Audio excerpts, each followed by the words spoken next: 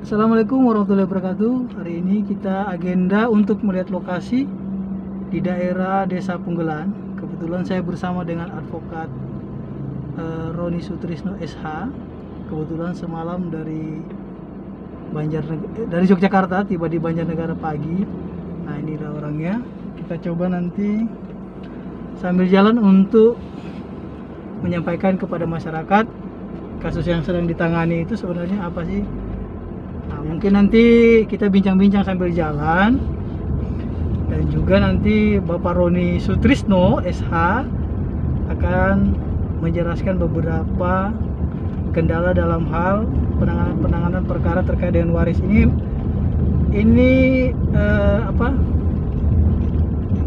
Harta waris yang diperoleh oleh ahli waris tapi diklaim oleh saudara ini, paman dan sepupunya. Nah, maka kemarin kita sudah perjuangkan hak-haknya dan alhamdulillah pengadilan berpihak kepada kita dan memang yang menjadi hak anak yatim ini kembali. Nah, hari ini kita akan coba tinjau lokasi. Di sana akan dilaksanakan pengukuran. Karena kemarin katanya sudah dibagi tapi ukurannya tidak sesuai. Iya. Itu apa sih kesulitannya untuk kasus-kasus waris seperti ini? Karena masyarakat juga kan awam. Apa yang perlu disiapkan gitu. Apa yang dimaksud dengan waris itu gitu. Iya.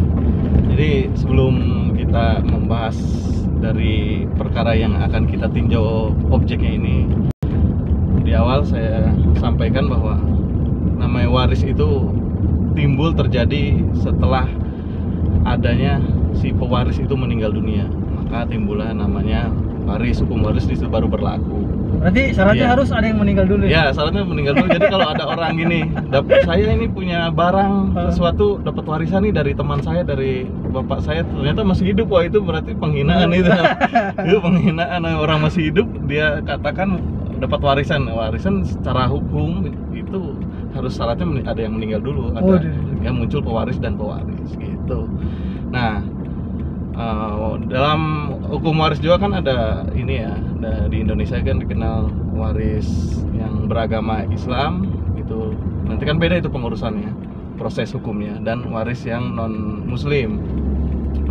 Nah, kebetulan yang lagi kita urus ini, tangan ini kan kebetulan mereka beragama Muslim, jadi secara Muslim prosesnya. Dan di sini pada saat penanganan miris sebetulnya ceritanya. Jadi ini anak yatim ditinggal oleh bapaknya, 2 orang anak bersaudara ini ditinggal oleh ayahnya, dan ayahnya pun meninggalkan suatu bentuk tanah ya, ini ya, harta peninggalannya itu tanah.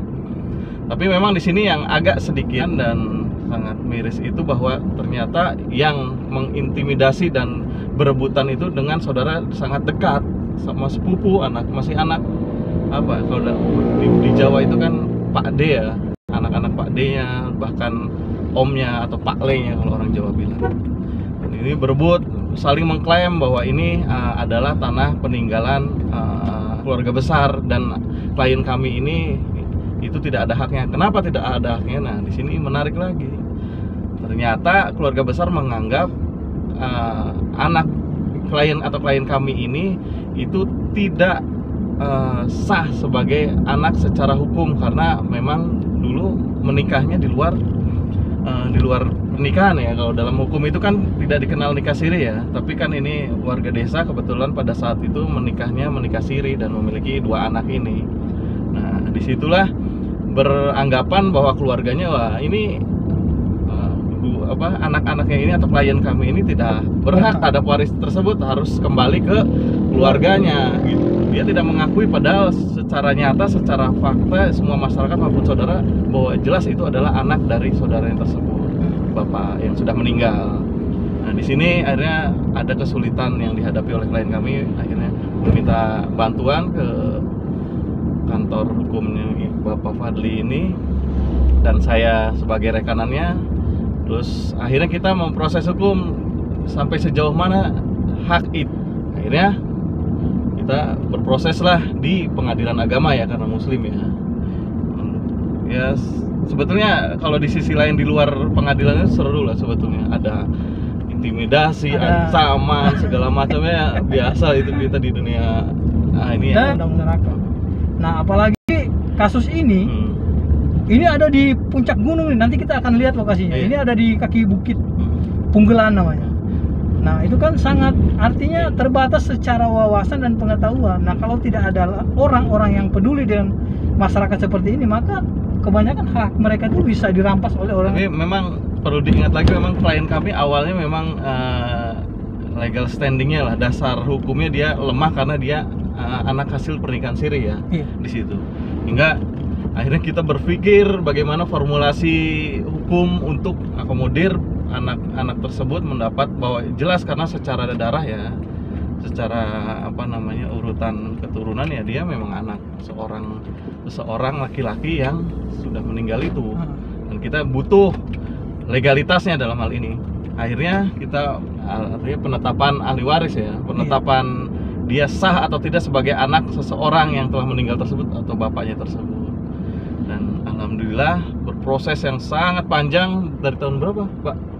2017 Itu atau 2018? kita mulai itu akhir 2017. Akhir 2017 ya. Dan kita- selesai di awal 2020 ini ya. 2020. Kuasa hukum pada saat itu mampu membuktikan klien kami tersebut sebagai ahli waris yang sah dan anak dari pernikahan sah, dan pada akhirnya pernikahannya dianggap sah secara negara dan akhirnya dibuatkan dicatatkan ya di Catatkan. secara Pejabat desa aja bisa memberikan saran, rekan-rekan advokat atau advokat yang baru lulus mungkin diperbanyak itu untuk apa namanya mendatangi desa-desa untuk memberikan pendampingan terhadap masyarakat, karena di sana itu ratusan, kalau saya bisa katakan itu ratusan permasalahan hukum, baik secara perdata baik secara pidana itu banyak di sana terjadi. Dan yang kemarin kita perjuangkan itu kan sekarang sudah memiliki kepastian hukum istilahnya. Nah, inilah salah satu kerja nyata advokat. Nah, dalam perkara ini juga kita perlu sampaikan rekan Roni Sutrisno bahwa kita dalam perkara ini sama sekali tidak mengenakan biaya secara standar kantor kita. Iya, betul. Kita menggunakan, walaupun memang kita akui ada biaya yang dikeluarkan, misalkan Ini kemanusiaan aja biaya pendaftaran perkara dia tanggung ya, dan beberapa biaya akomodasi misalkan untuk perangkat-perangkat desa yang didatangkan di pengadilan, karena kita kan membutuhkan orang-orang yang bisa membantu kita dalam memberikan penjelasan. Saya rasa semuanya kan tadi sudah dijelaskan juga kan. Iya. Kembali ke asal, yaitu ke klien kami kan, ke klien kita itu ya. Ini juga ya investigasi bahwa di kampung itu masih banyak mungkin hal-hal yang mungkin sama atau kurang lebih seperti Jauh-jauh ke sini hanya untuk memastikan bahwa desa yang kita kunjungi ini, masyarakatnya itu pertama yang memang sudah mengadu kepada kita beberapa kasusnya itu bisa terpenuhi atau dikembalikanlah hak-haknya gitu. Iya. Nah, mungkin di video ini sahabat advokat bisa bertanya, bisa menuangkan komentarnya, atau ada permasalahan hukum yang ditanyakan, nanti kita akan jawab langsung. Iya. Jadi memang tujuannya kita juga ke desa ini rutin tiap bulan 2 kali. Karena untuk memperkenalkan bahwa hukum itu tidak seperti yang mereka bayangkan. Karena menurut masyarakat sebagian itu hukum bisa dibeli. Nah, ini yang disayangkan nih. Iya. Mereka menganggap ada, kalau mau berproses harus ada uang. Iya. Ternyata Biaya mahal, tinggi. ternyata kan tidak seperti itu kenyataannya. Dalam undang-undang advokat itu disebutkan juga di dalam pasal 18 dan pasal, saya lupa tepatnya pasal berapa, tapi di situ menerangkan bahwa advokat atau yang disebut dengan pengacara itu memiliki kewajiban. Betul. Memiliki kewajiban untuk memberikan pendampingan hukum tanpa membedakan Iya. ras, suku, agama, gender. Itu tidak boleh, dalam undang-undang advokat disebutkan seperti itu. Jadi untuk masyarakat jangan segan-segan. Tidak selalu berhubungan dengan advokat itu masalah pembiayaan, tidak selalu. Tidak melulu uang dan uang, kita tidak seperti itu. Kalau memang ada keadilan yang perlu diperjuangkan dan memang itu kebenaran, ya kita siap untuk mendampingi kan gitu. Seperti itu. Jadi memang untuk zaman sekarang ya, di era yang sudah keterbukaan ini, hukum itu sebenarnya bukan hal yang harus menakutkan atau bukan untuk menakut-nakuti ya. Iya. Sekarang ini hukum itu memang untuk istilahnya kendaraan mencari suatu keadilan kan gitu. seperti itu, dan pengadilan pun tidak menyeramkan seperti apa yang dibayangkan. Itu memang justru pengadilan tempatnya di mana kita mau keadilan itu diperoleh di sana, kan seperti itu.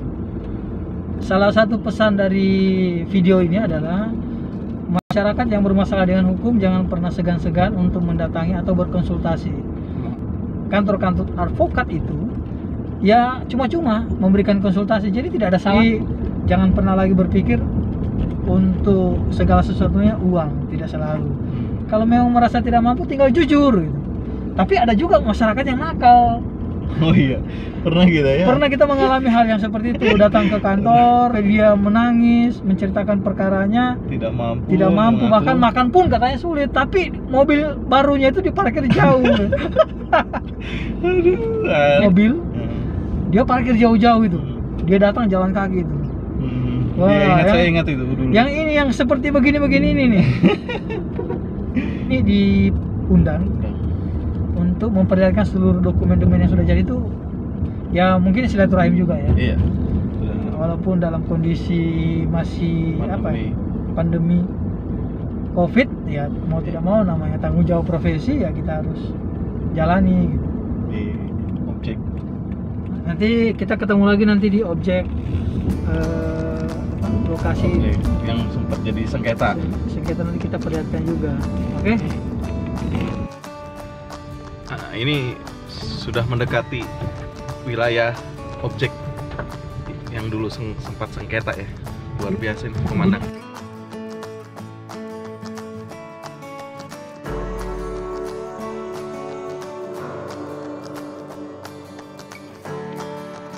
Nah, ini objek sengketanya di sini. Tanahnya itu kurang lebih yang menjadi objek sengketa kemarin 1.600 meter dari sini, batasnya ini sampai ke sana. Ini sangat luas. Mana batasnya?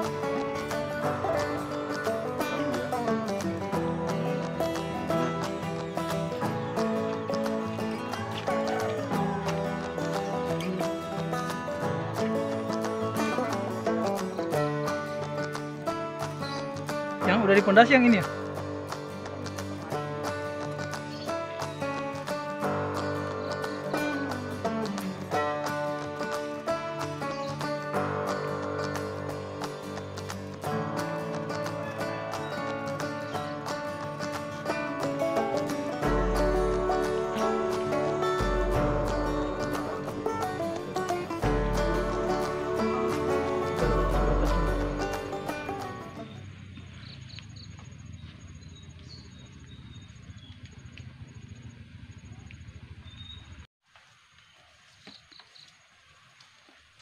Yang pakai baju batik ini orang BPN-nya langsung nih.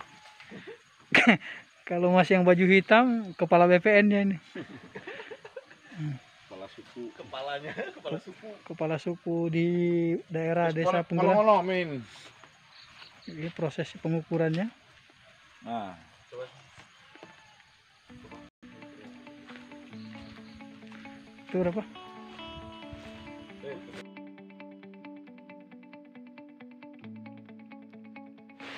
Sahabat advokat, hari ini kita sudah melakukan investigasi langsung ke lapangan. Terus kita sudah melakukan tadi pengukuran. Nah, karena ini kita tadi pengukurannya sampai malam. Nah, ini kita masih di rumah salah satu tokoh masyarakat ya. Iya. Nah, kita masih di rumah salah satu tokoh. Ini kan masih di desa nih. Ini keadaannya lagi hujan deras. Kita sebentar disuguhi pisang goreng sama kopi. Salah satu tokoh masyarakat yang ada di sini. Nah, ini juga yang mendampingi perkara ini sejak dimulainya perkara. Kemudian juga banyak membantu dalam hal hadirkan beberapa saksi, mengumpulkan orang-orang untuk bisa terlaksananya pekerjaan di lapangan. Nah, jadi kita sudah berada bersama dengan salah satu tokoh masyarakat di Desa Penggelan. Kita tanyakan ada beberapa pandangan dari tokoh masyarakat yang ada di sini terkait dengan hadirnya advokat di desa gitu. Karena di sini sangat jarang ya Mas kehadiran advokat itu. Ya, sangat jarang sekali. Karena ya di wilayah Punggelan itu masih minim tentang pengetahuan hukum dan pengacara itu masih sangat-sangat minim.